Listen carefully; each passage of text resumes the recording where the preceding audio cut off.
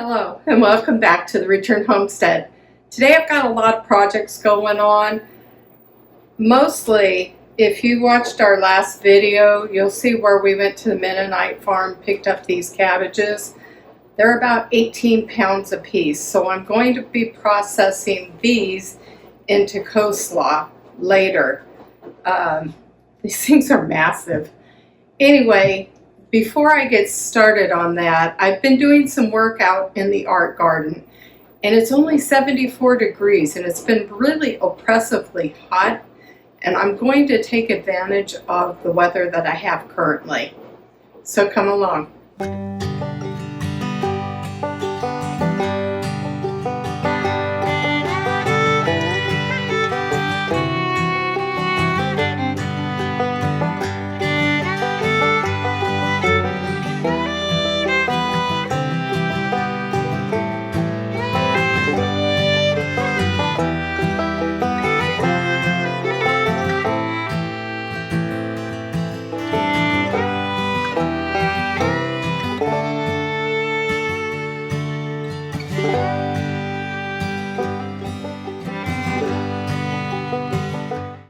So out here in the art garden, I had put these scallop planters all along this area.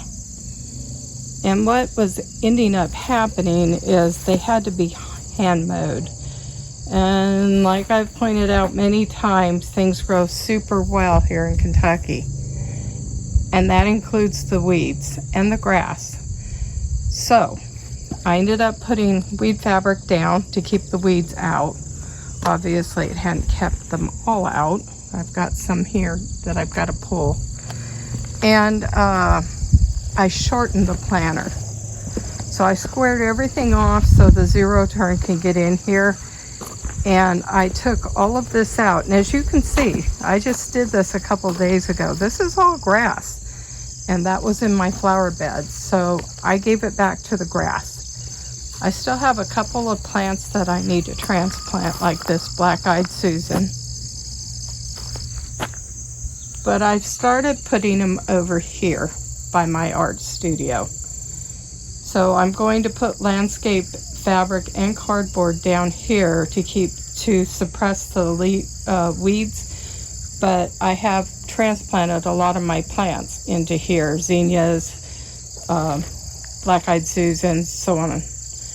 And I planted the 2 climbing roses. So we still have these trellises that need to be attached, and there's 2 more, and that will give the roses something to climb on. These things are the blanket flowers, and these things, every time it gets to this point, these reseed, and they're a perennial, so I love them. We did have a lot of annuals out in the garden, but we've switched over to perennials because we have so much going on. Also, because we have so much going on, the zero turn leaves a lot of grass clippings down, and these are super good for suppressing weeds. So I'm going to be raking these up and putting them around the blackberries. So now that I've got the bricks put in on the revised planter in front, I need to make some weed killer. I made some the other day and it works fabulous. This is non-toxic, and you'll end up getting something like this, a spray bottle. This is a pump, and I'll show you in a minute how well this works.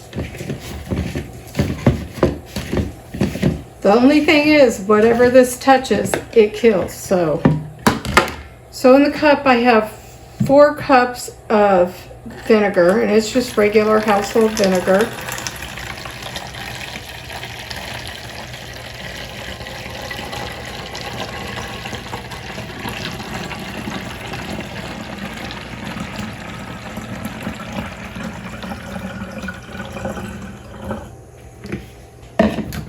To the vinegar, you can add Epsom salts or table salt. I'm using table salt.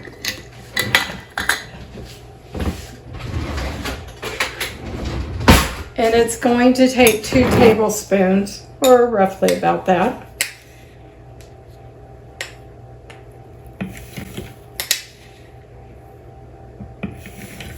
No more for good measure.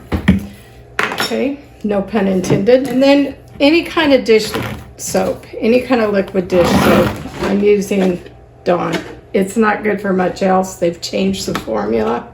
Used to take grease off, but it doesn't anymore. And you're going to use about 2 tablespoons of that. What that does is it helps it to stick to the plant, making sure that the salt and vinegar kill it off. And that's it.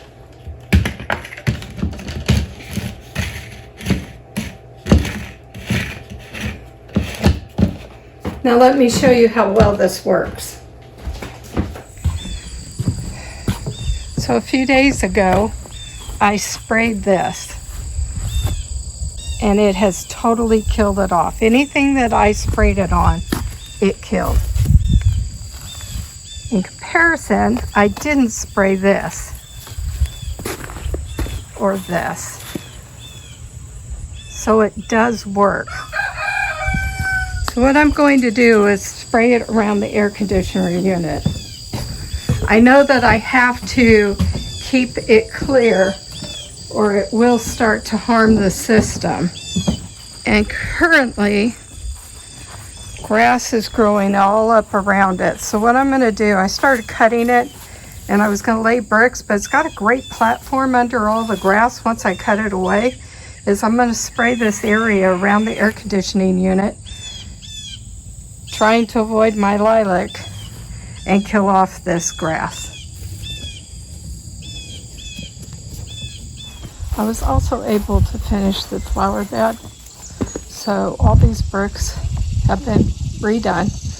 I still have some that get cleaned up, and we still have edging to do on this sidewalk, but that'll be another day. And then I was able to repurpose them over here while I was weeding. So that cleaned that up. And now you guys, I have got to get in and make coleslaw and get that in the pantry. Okay, so I cannot believe it, but I ended up with 12 quarts of coleslaw from one head. These heads are solid, they're heavy. That's a lot of food, you guys. $3, $3 each. I'm totally excited about that. Now I've only got one more thing to do. The hummingbirds come through in April, and then they start heading back south about this time of year. And I've got a couple of hummingbirds down at the remodel that are getting a little ticked off at me because I don't have any food out for them. So I'm going to make that. So this is super easy to make. It's 1 to 4. So I have a cup of water here. And you're going to put in 1/4 cup of regular sugar.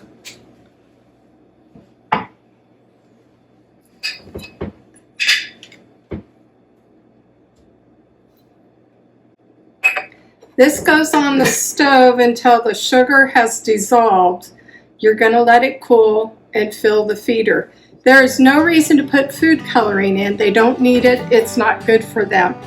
This is all they need, and it'll help get them home for the winter. Well, thank you for coming along with me today. Until we see you next time, God bless and bye-bye.